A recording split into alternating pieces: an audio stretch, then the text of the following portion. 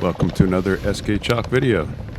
Riding over here through Marr Ranch open space, and always kind of wondered why this place is has a huge dam, and it's just open land through here.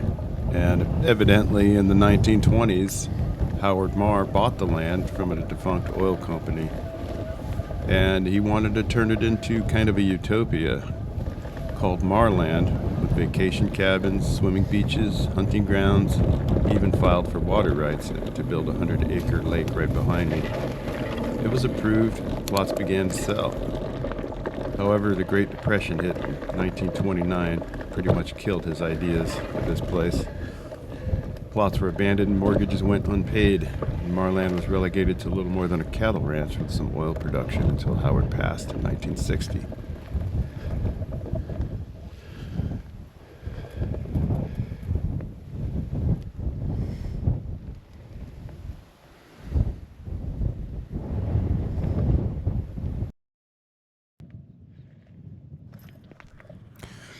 Headed up to the dam here, the top of it. And so what's the deal with this reservoir here? So basically, in the 50s, the need for water became apparent in Simi as it grew. Engineers looked at this canyon and saw a perfect natural bowl for a massive storage reservoir for the state water project. For a few years, it looked like they would get their big lake they wanted. But at the last second, the funding resources were diverted to another project in Santa Clarita to build the Castaic Lake reservoir instead. So Simi was left dry, and as the city grew, water management became an issue.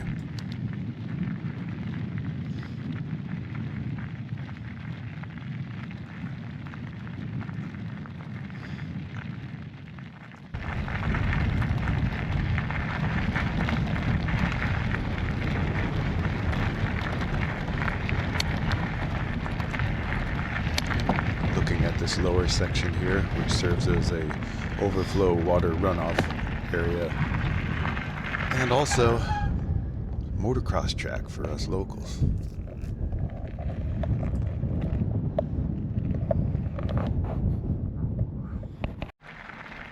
We're headed over to a neighborhood called the Texas Tract, straight over there across that little area there, across the road there.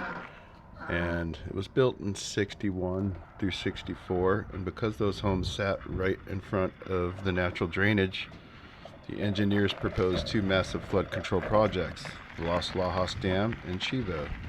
The surviving Marrland plot owners fought the projects in a big legal battle, but they lost. Due to skyrocketing costs, only one was built, and that is this dam we're here right now.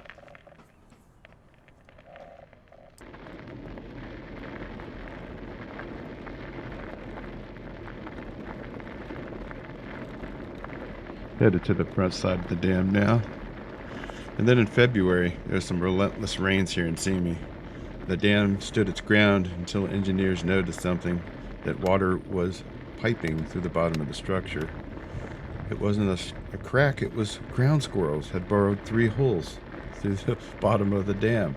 At 2 a.m., 190 homes in the Texas Tract had to be evacuated as fire crews raced with sandbags to fill the hole.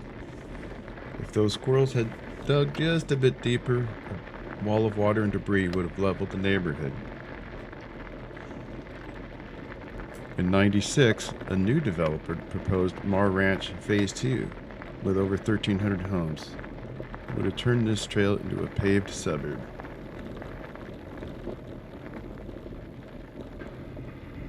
However, the community pushed back.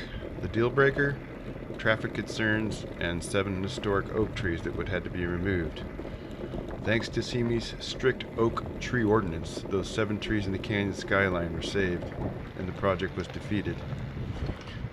The land is here now as public open space, although if you look at some real estate sites, you can still purchase plots of land here. Crazy.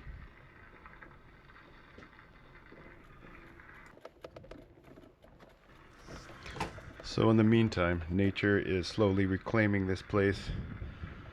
Whether it's from the 2003 storms that filled this basin with muck and debris, which took 2 years and 2,000 truckloads to clear out, or the squirrels that nearly took the dam down in '78.